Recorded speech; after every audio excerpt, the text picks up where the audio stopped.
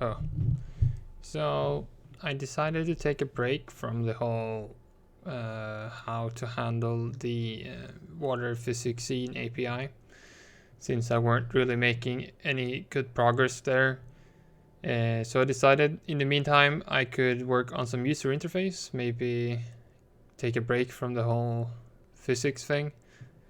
And so far I thought, hey, maybe I can improve upon the UI, which I use to select components.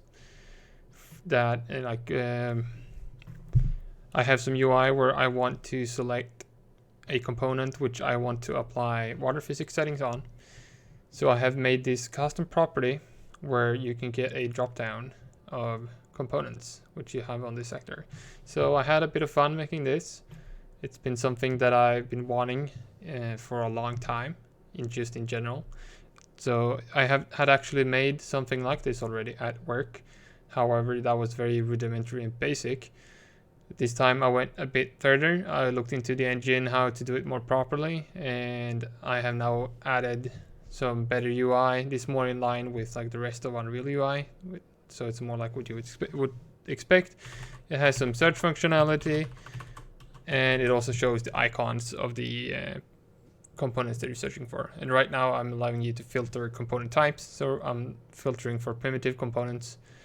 Would also be nice, I guess, if you could filter out some components, since in my case I wouldn't really want you to use the arrow component since it doesn't have any collision.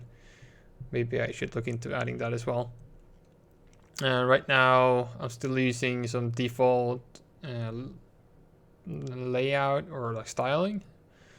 So the screen here doesn't really look all that good. I would probably want it to look a bit like what the actor picker looks like, with this more grayish background. So I might start looking into that. Actually, why don't I show you how I usually do this kind of stuff? Because it's something I think a lot of people don't actually know that you can do. And it's actually kind of a handy trick. So usually what I do is that I go to Windows, Developer Tools, and the Widget Reflector. So if we bring this over, the widget reflector lets you look into UI of any UI element, including the editor UI. So if I say pick hit testable widget, and I take my mouse over here and I press escape, it will now show me the entire path it took to render this element. So I can now see that this is an S property editor asset, and it has an asset drop target, S property editor value, S property value widget. So then I would probably go into C++ and I would search for the S property editor asset. There's an S property editor asset picker,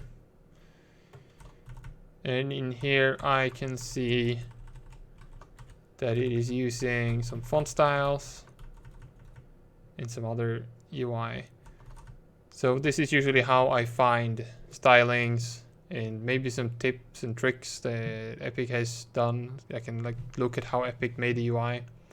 So I usually look at something that's similar to what I want to achieve, and I can just read the code for that.